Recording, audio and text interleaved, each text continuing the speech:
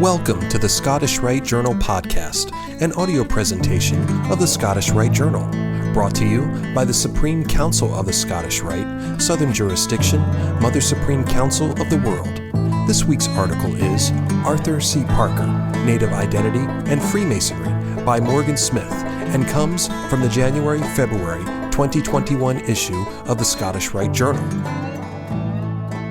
Is there an undiscovered masonry hidden within the vast tapestry of tribal traditions stretching across North America?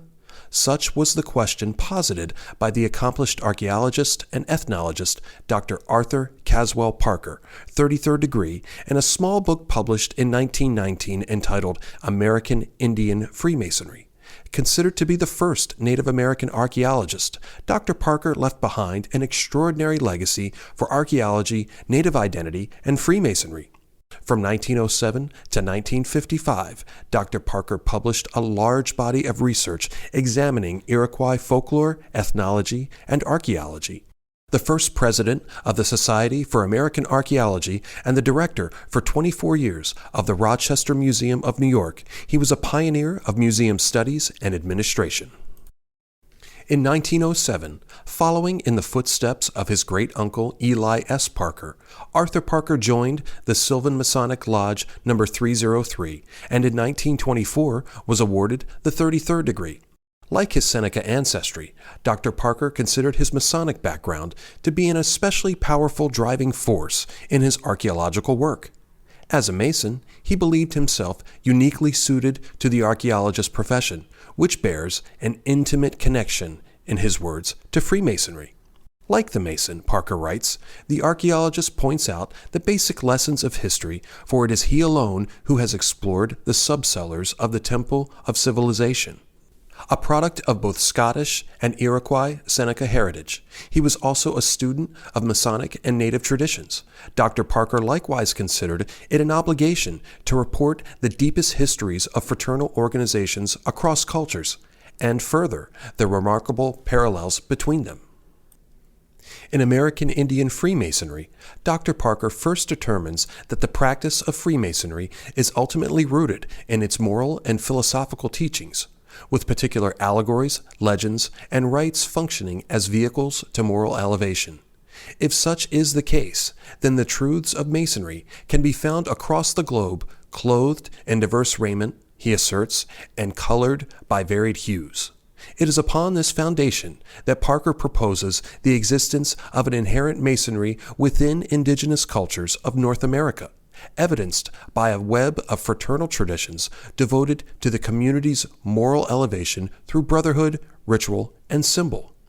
Indeed, as reported as far back as the 17th century by Jesuit missionaries, there existed secret and semi-secret associations and societies among the tribes of Canada and the United States.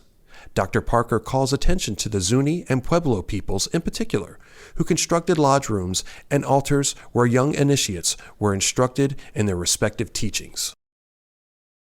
The Iroquois medicine lodges were of special interest to Dr. Parker, who discussed their initiatory rites, lodges, and song legends in a later 1920 article published by the Builder magazine. The Little Water Company, for example, is rooted in the story of the raising of its founder Red Hand from the dead with the grasp of a bear's paw.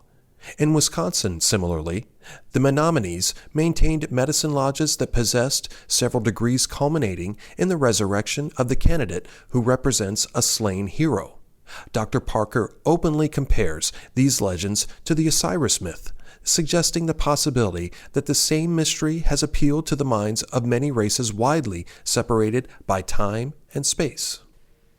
Although Dr. Parker contends that it was primarily the temple of nature from which native peoples derived most of their symbols, as in the case of the Little Water Company, he believes they almost certainly drew moral lessons from the building process.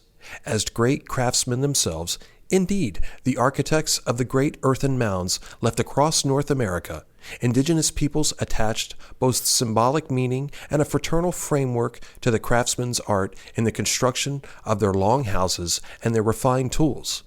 The Indian, it will be seen, Dr. Parker writes, had his form of the plumb, the level, the square, and the compass, undoubtedly evidenced by the astonishing symmetry and balance found within indigenous arts and artifacts. It is perhaps the four supreme truths of Iroquois philosophy and culture outlined by Dr. Parker that most deeply parallel with Masonic ideals. These are God, morality, immortality, and brotherhood. In indigenous thought, there existed the supreme deity, the Great Spirit, known across tribes and languages as the maker of all. Next, Parker calls attention to morality, the practice of and veneration for the virtuous life that is at the heart of indigenous societies. Immortality, further, existed as the world beyond the sky, or the happy hunting ground, a future life after death. The last is brotherhood, which Parker refers to as the Native American belief in the universal kinship of all created things. These truths are a sign of natural masonry within a culture, Parker writes, and reveal the inherent capacity of the higher members of the various Indian tribes to receive the teachings of masonry, and such of their fundamental beliefs as may be in harmony with it. Dr. Parker went on to devote himself to further research, which sought to connect Freemasonry and Native traditions. Dr. Joy Porter, a leading scholar on Parker's life, has examined at length the complex and surprisingly close relationship between Native American identity and Freemasonry in the 19th century and shown Masonry's distinct standing for indigenous tribes in the face of European expansion. As Professor Porter suggests in Native American Freemasonry, many indigenous men were drawn to the sacred lodge space as an attractive spiritual sanctuary, and moreover, due to Freemasonry's long-standing interest in pre-Christian tradition and symbol, and especially the shared value of oral transmission, many Euro-American Masons likewise embraced the participation of their indigenous brothers. During a time of grave discrimination and injustice against indigenous peoples in wider American society, Freemasons served as what Professor Porter calls an important forum where Indians and non-Indians exchanged and at points co-created cultural forms. Parker's American Indian Freemasonry is framed by the story of three members of the Scottish Rite making their journey to their initiation into the highest rites of a Seneca Lodge. As moving as it is enlightening, the account not only underscores what Dr. Parker believed to be the sacred parallels between natural and accepted masonries, but it best illustrates what he believed to be a greater purpose of such comparisons. In seeking to understand inherent masonries across the globe, one may better understand his own Freemasonry and discover the commonalities between brothers across cultures, what Parker calls the mystic orders that bind men to morality and brotherly devotion.